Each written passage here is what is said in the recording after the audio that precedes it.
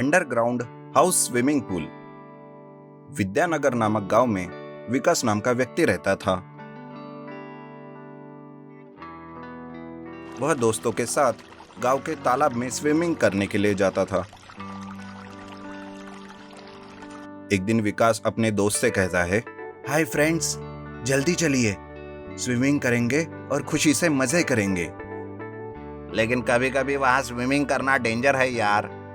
अरे मामा, अभी हम छोटे बच्चे नहीं हैं, बड़े हो गए हैं। फिर भी हम लोग बचपन से वही तो स्विमिंग करते आए हैं, किसी को कभी कुछ नहीं हुआ। ये बातें सुनकर सारे मिलकर गांव के बड़े से तालाब में स्विमिंग करने लगते हैं और खुशी से खेलते रहते हैं। थोड़ी देर बाद अचानक एक मगरमच्छ वहां आ जाता है।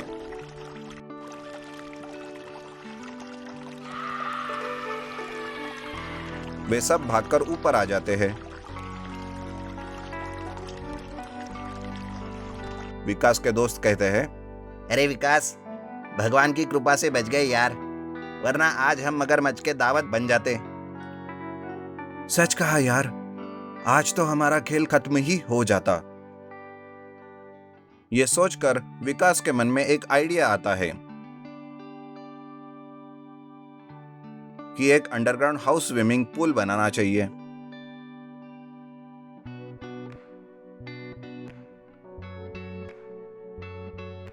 इस तरह वह अकेला ही मेहनत करके हर प्रकार से सुरक्षित एक अंडरग्राउंड हाउस स्विमिंग पूल बनाता है। कुछ दिनों बाद विकास दोस्तों से कहता है, हाय फ्रेंड्स, स्विमिंग करने के लिए वह तालाब में जाने की अब जरूरत नहीं है। लेट आए लेकिन लेटेस्ट है, तूने अच्छा निर्णय लिया। बकवास छोड़ो और मेरी बात सुनो। मैंने एक अंडरग्राउंड हाउस स्विमिंग पूल बनाया है, तो आज से हम वहीं पर स्विमिंग कर सकते हैं। अरे अच्छा, तो चलो फिर चलते हैं। वो स्विमिंग पूल केवल हमारे लिए ही नहीं, पूरे गांव वालों के लिए है। इस तरह सारे लोग वहां आकर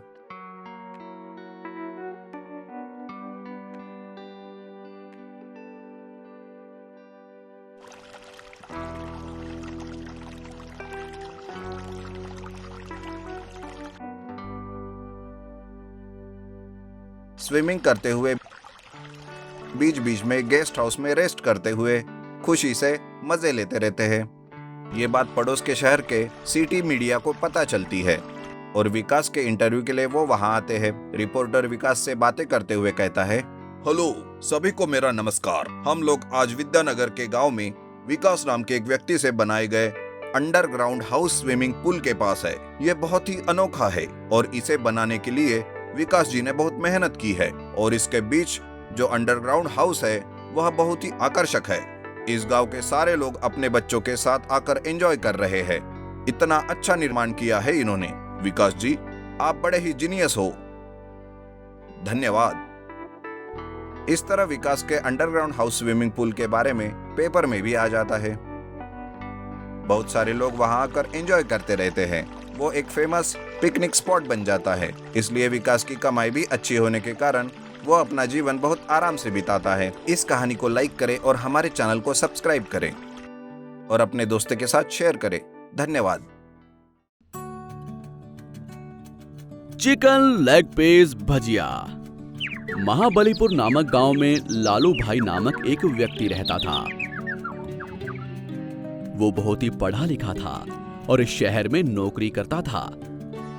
लेकिन आजकल की कोरोना महामारी के कारण बहुत सारे लोग अपनी नौकरियों को खोकर अपने गांव वापस चले जाते हैं। इसी तरह से लालू भाई की नौकरी भी चली जाती है। वो भी गांव अपने घर चला जाता है। एक दिन लालू के पिताजी इस तरह कहते हैं, देखो लालू बेटा, मैं बहुत बूढ़ा हो गया हूँ और तुम तो अपनी नौकरी खोकर यहाँ 6 महीने से खाली बैठे हो। मेरी तबीयत ठीक नहीं रहने के बावजूद भी मैं ये चिकन पकौड़ी का बिजनेस करके घर चला रहा हूँ। तब लालू की माँ कहती है, हाँ लालू, पिताजी सही कह रहे हैं। किसी भी तरह तुमको हमारे परिवार का पालन करना चाहिए। इसलिए तुम्हारी नौकरी फिर से लगने तक तुम्हारे पिताजी की चिकन पकौड़ी का व्यापार करो तुम। ठीक है माँ, अपने परिवार का पोषण मैं करूँगा। वो ऐसा कहता है।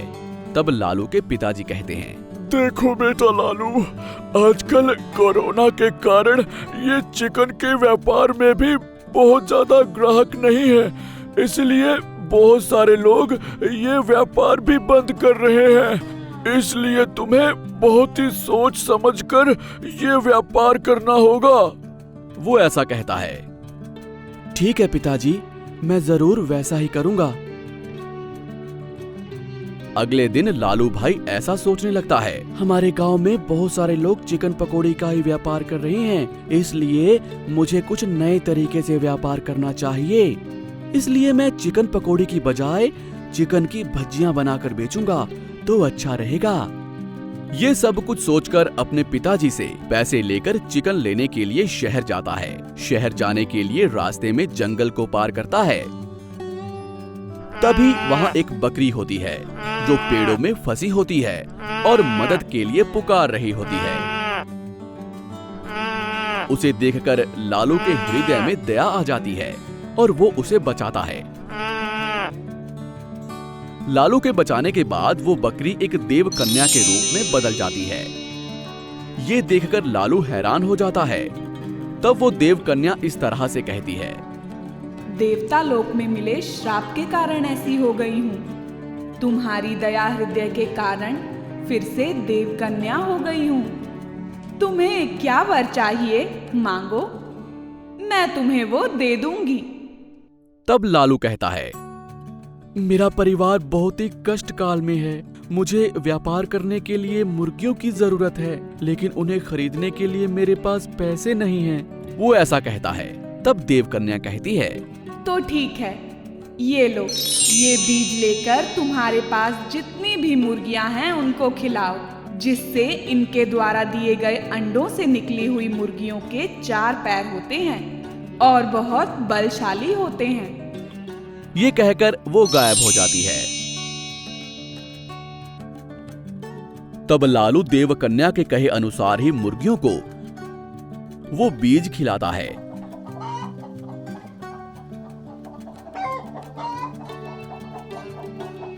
जिससे उन अंडों से निकली हुई मुर्गियों के 4 पैर होते हैं और वो बहुत ही बलशाली होती हैं।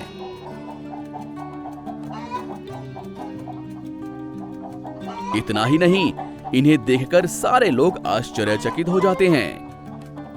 तब से लालू भाई के मुर्गियों को 4 पैर होने के कारण उनसे चिकन पीस भजिया बनाकर व्यापार शुरू करता है। तब लालू भाई कहता है, आइए आइए आइए, नई वैरायटी का चिकन लेग पीस भज्जी खाइए, ये बहुत ही स्वादिष्ट है। अब तक शायद आप लोगों ने चिकन बिरयानी खाया होगा और चिकन टिक्का फ्राई खाया होगा, लेकिन ये वैरायटी नहीं खाई होगी। ये वैरायटी है चिकन भजिया।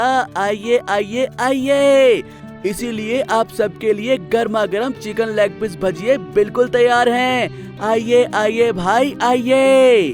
इतने में एक व्यक्ति वहाँ आकर कहता है, क्यों लालू भाई, ये मुर्गी तो कोई अलग ही वैरायटी की है, 4 पैरों वाली। इस वैरायटी वाली मुर्गियाँ कहाँ से लाए? तब लालू कहता है, कोई माया नहीं है और ना ही कोई मंत्र है। आप सबका मनपसंद लेग पीस भज्जी बनाने के लिए बहुत सारे लेग पीसों की जरूरत पड़ती है, इसीलिए एक अनोखी प्रजाति वाली मुर्गी है ये। इसका भाव भी बहुत ज्यादा है, केवल अपने गांव वाले लोगों के लिए ही बहुत कम भाव में दे रहा हूँ।